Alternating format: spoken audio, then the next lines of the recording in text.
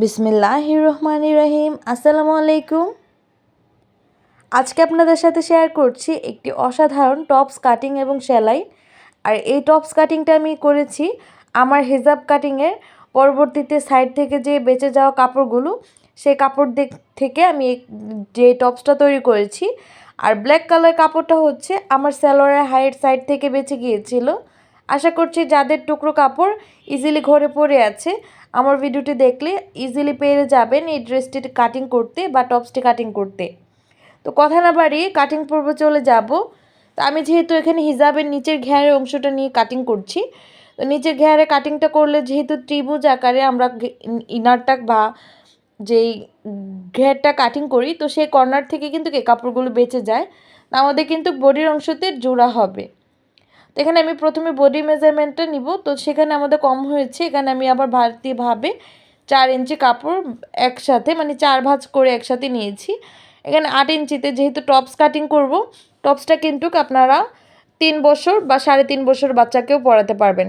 গলার জন্য নিয়েছি 2.5 ইঞ্চি, গলার লং নিয়েছি আমরা 4 ইঞ্চি, আর কাঁধের জন্য নিচ্ছি 3 ইঞ্চি, হাতার আরমোলের জন্য নিচ্ছি আমরা এখানে 5 ইঞ্চি, এবং বডির জন্য নিচ্ছি 6 ইঞ্চি, এবং নিচে ঘেরের অংশের জন্য মাজার ফিটিংয়ের জন্য নিয়েছি 5.5 ইঞ্চি। 1 ইঞ্চি নিচ্ছি, যেটা আমাদের সেলাইয়ের বাড়তি অংশ হিসেবে থাকবে পরবর্তীতে বাচ্চার ওয়েট বাড়লে। তো সেক্ষেত্রে আমাদের বডির সাইডের অংশ থেকে কিন্তু আমাদের বডি মেজারমেন্ট অনুযায়ী এখানে বাড়িয়ে নিতে পারবো, বা বেশি হলে এটাকে আমরা কমিয়ে নিতে পারবো। এখন আমি নিচের যে ঘেরের অংশটা কাটিং করব, তো সেই জন্য এখানে আমি 2 ধরনের কাপড় নিয়েছি। তো একটি কাপড় আমাদের 6 ইঞ্চি করে পাট বাই পাট আছে, তো সেগুলোকে জয়েনিং করে আমাদের সামনের পার্টে ব্যবহার করব। তো সেই জন্য এটা আমরা দেখাইনি। এখানে 19 ইঞ্চি নিয়েছি, উপরে 7 ইঞ্চি নিয়েছি, এভাবে 11 ইঞ্চি। তো আপনারা চাইলে কিন্তু এখানে আপনার মন অনুযায়ী টপসটার লেন্থটা দিতে পারবেন।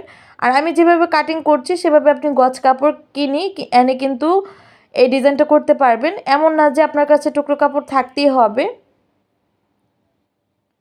এখন আমি নিচে ঘেরটা এভাবে কুচি দিব, তো সে কারণে আমার এখানে কম মনে হচ্ছে।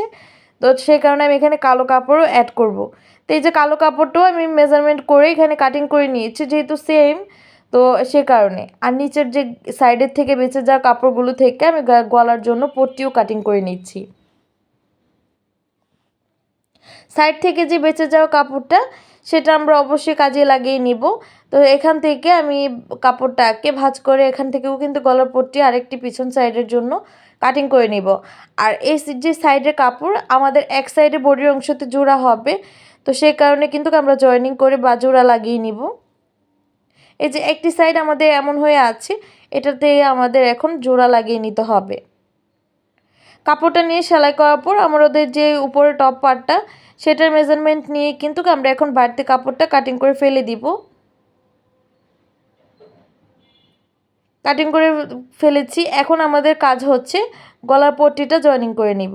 আর গরম যেহেতু চলে এসেছে, একটি টপস বা প্লাজো কিন্তু খুব সুন্দরভাবে টপসের সাথে মানাবে, বা স্কিন প্যান্ট সেটাও পরাতে পারেন। গলার পট্টিটা সেলাই করার পর ছোট ছোট করে কাট করে এই সেলাইটার উপর থেকে পট্টিটার দিকে আমরা সেলাইটা দিয়ে চাপ সেলাই দেওয়ার পর আমাদের উল্টো পাশে একটি সেলাই দিয়ে দিব। উল্টো পাশে আমাদের সেলাই দেওয়ার সময় আমাদের যে পট্টিটা, সেটার সাইড থেকে কিন্তু সেলাইটা দিব।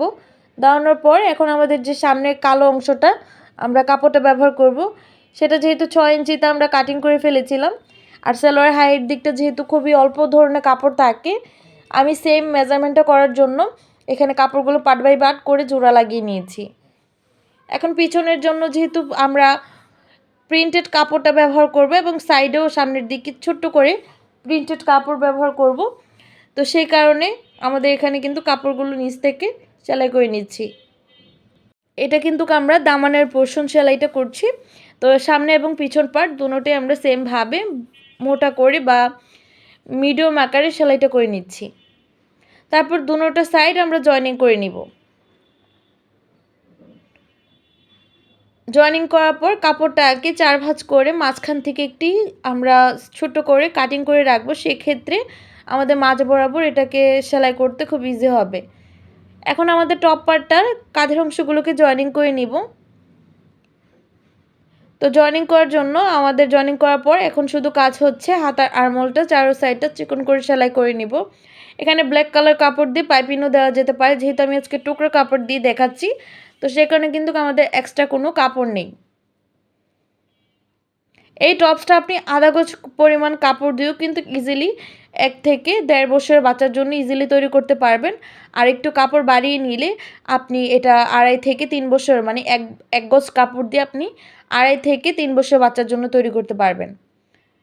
এখানে আমি নিচে ঘেরের অংশ দিকে আমাদের পুরোটা টপ পার্টে মানে কালো অংশটা আমরা পুরো সামনের দিকের টপ পার্টটাতে জয়েনিংটা করব এবং বডির সাইডে আমাদের একটু প্রিন্টেড কাপড়ও রাখতে হবে। সেই কারণে আমাদের এই টপসটা মাঝখান থেকে কুচিটা পড়বে, সাইডে এসে একটু কুচি ছাড়া থাকবে, লুকটা খুব অসাধারণ আসবে। এভাবে পুরোটা ঘেরে কিন্তু আমি কুচিটা দিয়ে কমপ্লিট করব। এই যে সামনের দিকে এসে কিন্তু আমি অল্পখানি জায়গা কুচি ছাড়া রেখেছি, আবার পিছন সাইডে আমরা সেমভাবে এভাবে ঘুরিয়ে ঘুরিয়ে কাজটা করে নিয়েছি। জামাটা একটু ফাঁকা ফাঁকা লাগছিল, এখন আমি একটি কাপড় এখানে নিয়েছি, চারকোনা করে চারো সাইড সেলাই করে এখানে একটি বউ তৈরি করব। তো বউটা যেহেতু সেলাই করা খুবই ইজি আর খুবই সহজ একটি কাজ, তো সেই কারণে ওরকম ডিটেলসে আপনাদের সাথে মেজারমেন্ট শেয়ার করিনি। আর বউ সেলাই করার সময় অবশ্যই চারো সাইড আপনারা সেম মেজারমেন্টেই নিয়ে নেবেন। এখানে প্রিন্টেড কাপড়ের সাইড থেকে আমি এখানে নিয়ে নিচ্ছি, যাতে আমাদের মাঝ বরাবর যে বউটার মাঝখান থেকে সেলাই করলে ভালো লাগবে। এভাবে জয়েনিং করে নিবে। এখন আমরা বউটা মাঝখান থেকে সেলাই করার পর আমরা কর্নারগুলো অবশ্যই সিকিউর করে সেলাই করে নিব, নাহলে পরবর্তীতে ওয়াশ করার পর এগুলো কিন্তু আমাদের এবড়ো থেবড়ো হয়ে যাওয়ার সম্ভাবনা থাকে। টপসটা কিন্তু দেখতে মাশাআল্লাহ অনেক সুন্দর হয়েছে আর খুবই সুন্দর হয়েছে। আশা করছি আপনার ব্যক্তিগত মতামতটি আমার কমেন্ট বক্সে জানিয়ে দিবেন, আপনার কাছে ভালো লাগলো না মন্দ লাগলো, আর কোন ধরনের ভিডিও দেখতে চান, আর টুকরো কাপড়ের জামার ভিডিও দেখতে চান কিনা সেটাও জানিয়ে দিবেন। আজকের মতো এখানে বিদায় নিব। আল্লাহ হাফিজ, আসসালামু আলাইকুম।